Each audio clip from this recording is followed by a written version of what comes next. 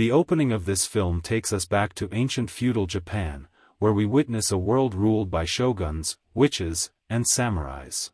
Those who failed their masters were deemed to become Ronin, a symbol of great shame. For one to understand the legend of the 47 Ronin, one must understand the story behind it. The action picks up with a young boy named Kai, who takes a tumble in the woods and lands in a creek. Some samurais discover him and are troubled to see claw marks on the back of his head. When one of the samurais, Oishi, tries to push Kai's face in the water, Kai resists and grabs Oishi's sword.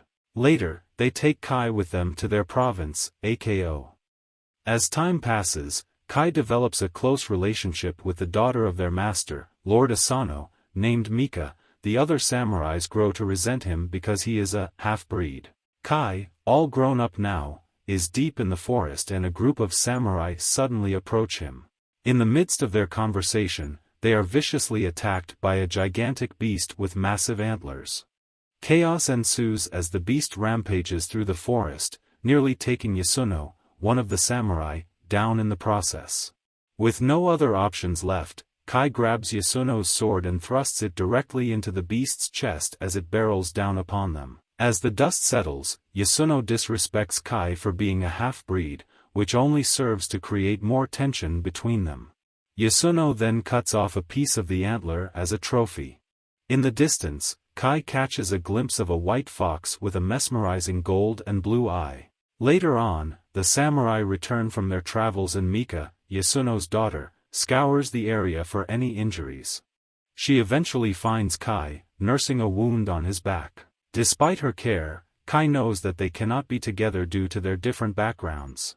Lord Kira, the master of a rival province, arrives in Ako to prepare for the shogun's visit, accompanied by a witch named Mizuki. Kai, an observant servant, notices Mizuki among Kira's concubines and becomes enchanted by her piercing gaze.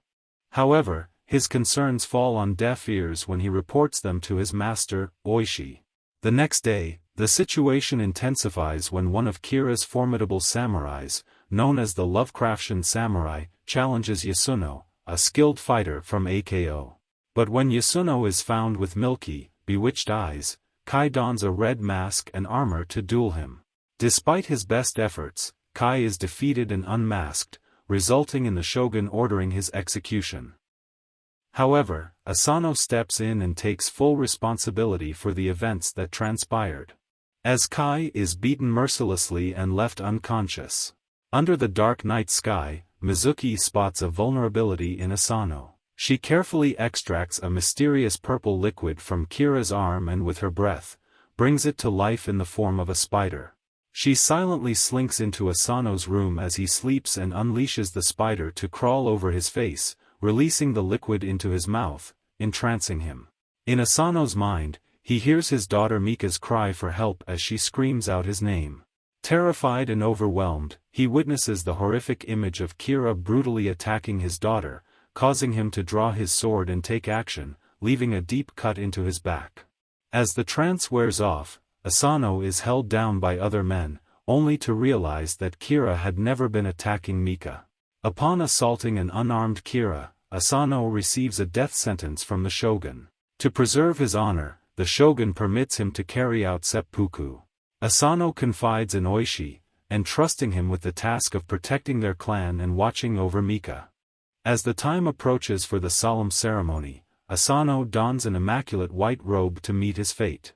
Meanwhile, Kai lies unconscious, unaware of the impending tragedy, yet sensing that something is amiss.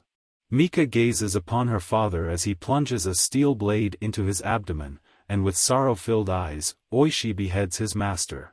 Consequently, the shogun pronounces the samurai as Ronin. Offered a vial of poison by two women as a means to end Mika's misery, Mika confidently replies that Ako still stands strong. As the shogun prepares to depart, he bestows upon Mika a full year of mourning before she is to be wed to Kira. In addition, he directs Oishi and his loyal samurai not to seek vengeance for their master's death. But as the group turns to leave, Kira orders his men to throw Oishi into a dark, dank pit, fearing retribution. A year passes, and Oishi's wife Riku and son Chikara painstakingly pull him out of the pit, nursing him back to health. But while he was trapped, Kira announced his intention to wed Mika soon. Meanwhile, Kai has been sold into slavery and now resides in a Dutch port town. Oishi travels to this strange place to find Kai, discovering him in a fierce sword duel with a massive, grotesque beast of a man. Kai emerges victorious, cheered by the throng of onlookers. Oishi steps in, masquerading as another challenger to duel with Kai, before finally revealing his true identity and explaining that Mika needs their help. Together, they make their daring escape. Kai and Oishi gathered up the remaining Ronin, determined to avenge their fallen master and make Kira pay for his evil actions. Oishi grabbed a map and declared that he would lead the group to a nearby village where they could acquire the swords they needed for their mission.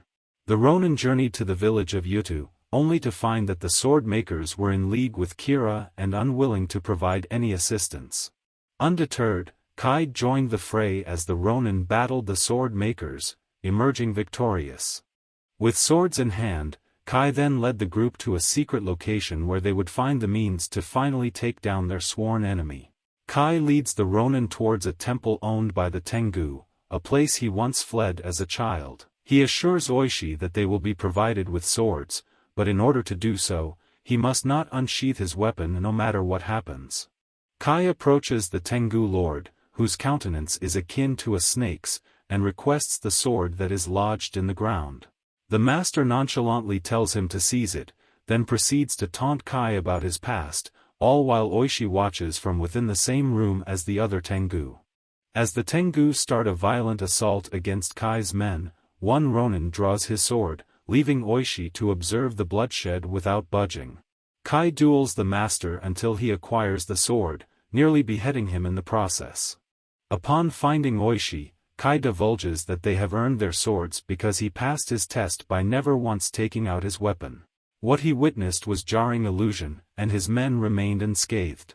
Mizuki's mission to infiltrate a nearby village disguised as a geisha takes an unexpected turn when she seduces a fellow Ronin, shortly before they and their allies are ambushed. Mizuki unleashes her fiery powers, with the Lovecraftian samurai joining the fight and killing some of the Ronin while others perish in the flames. Just as it seems as though she has triumphed, Mizuki takes Oishi's sword and departs, leaving Kai and Oishi to tend to the surviving Ronin. In a poignant scene, one of the fat Ronins, Basho, confesses to Kai that he used to throw stones at him as a child, before apologizing for his past behavior moments before dying. In the next scene, Oishi laments not pursuing Kira after their master's death. As Mika sleeps, Mizuki sneaks into her room and begins to taunt her with the supposed demise of Kai, Oishi, and the other Ronin. In a sinister move, Mizuki hands Mika a knife, promising not to harm her but also warning that whatever she decides to do is none of Mizuki's concern. Prior to Ronin make their final showdown, Yasuno shows respect for Kai and his bravery in saving him from a dangerous beast. He gives Kai a sword as of his gratitude, and the rest of the Ronin follow suit by signing their names on a scroll with their own blood. Oishi takes charge and proclaims, "We are now 47. As Kira and Mika's wedding is about to begin, Kai and Oishi sneak into AKO alongside the performers. Meanwhile, the remaining Ronin climb over the walls and slay Kira's guards, preparing for a fierce battle. Oishi disguises himself and gets closer to Kira as the performance begins. Suddenly, a battle ensues between the Ronin and Kira's men, with the Ronin relentlessly attacking and fighting back as Kira makes a desperate attempt to escape with Mika. In the midst of the chaos, Mizuki manages to sneak away, while the Lovecraftian samurai launches a violent attack, only to be neutralized by a Ronin, who throws a powerful bomb that destroys the massive samurai. In a frenzy, Kira and Mika start sprinting when all of a sudden, Mika takes out her knife given by Mizuki and attacks Kira. Just then, guards appear and Mika takes advantage of the situation to make her escape. Kira is left on his own and starts fighting Oishi. Meanwhile, Kai finds Mika and gives her a tight hug. The moment is short-lived as they are confronted by Mizuki, who warns Kai that he should be scared. Ignoring her warning, he pulls out his sword to defend himself against Mizuki, who transforms into a gigantic dragon-like creature. Kai is barely able to fend her off and she almost gets the better of him multiple times. As she prepares to kill Mika, Kai springs into action and impales Mizuki's head with his sword. She reverts to her human form before passing away.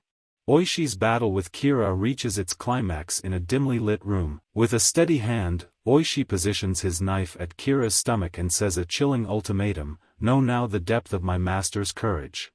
He stabs Kira with a knife and then decapitates him. Oishi brings Kira's severed head in front of everyone, effectively ending the war.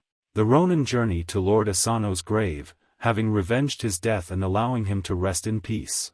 Oishi addresses the shogun and admits his crimes.